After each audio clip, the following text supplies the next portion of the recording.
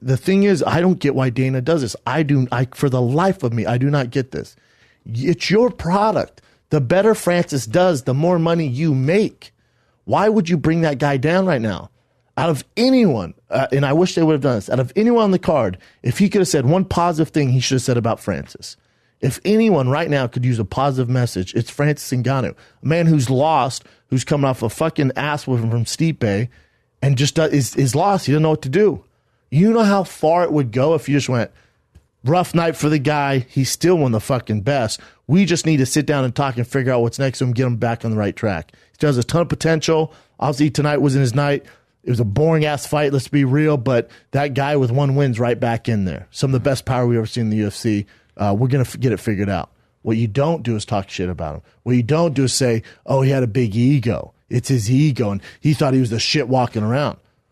So did Rhonda. You created that monster. So did she. And look how that ends. Fighting is very black and white. Fighting is very, very black and white. You can think all you want to. People can tell you all these great accolades, and you're the next Mike Tyson, and you're the best, you're the best, you're the best. And then when that fucking octagon gate closes, those people do not matter. You have to figure out who you are, and you have to have the right tools to get that done. And right now, Francis does not have that.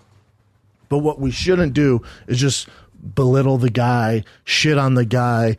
You know, when he lost against Stipe, which is nothing to hang your head about, you know, as fast as he got to the title shot. But when you lose against Stipe and you have cardio issues, stuff like that, I make the jokes about the Performance Institute, stuff like that. That's all in good fun, but I don't employ Francis. If he's my employee, I'm talking to him on Monday in my office. Look at the heavyweight division. Who else are you going to bank on? You want Derek Lewis now? Let's say he jumps in the number 1 spot. Who the fuck else are you going to bank on? This is your company. So who else are you going to ride with?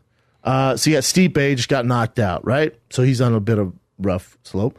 You got Francis Ngannou ranked number 1. So these are the old rankings before it happened. You got Curtis Blades.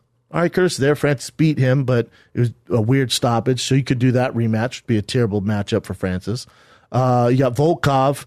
You got Alistair Overeem, just lost. You got Derek Lewis with a back problem. You got Mark Hunt, old. Junior Dos Santos fighting, but all right, old. All right. And then after that, it is what it is. But if you're going to invest time in anyone, I don't get why you tear a guy down like that. There's not a whole lot for you to work with there, man. And I'd try and keep that guy happy. It's easy to get your ego out of hand and stuff like that when you're knocking everyone out, and you know, especially where he comes from, and he's not used to the success, and everyone's tossing you all this stuff, and there's a whole lot of things going on, and everyone's telling you you're the best, including your boss. As soon as you win, you're the worst. What the fuck? You kidding me? If anyone, and obviously the haters are always going to hate. The people, the internet trolls, they do not matter. You don't even have to listen to them. They're always going to be there. Whether you win or lose, they're going to stay doing what they do. They're just losers. That's what they do.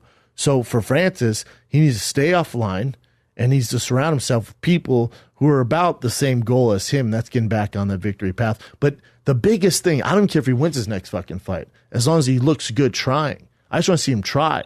He needs to have a team around him who have the same goal in mind to find his identity. I'm not sure what it is. He doesn't know what it is, but he needs to surround himself with people who can figure it out.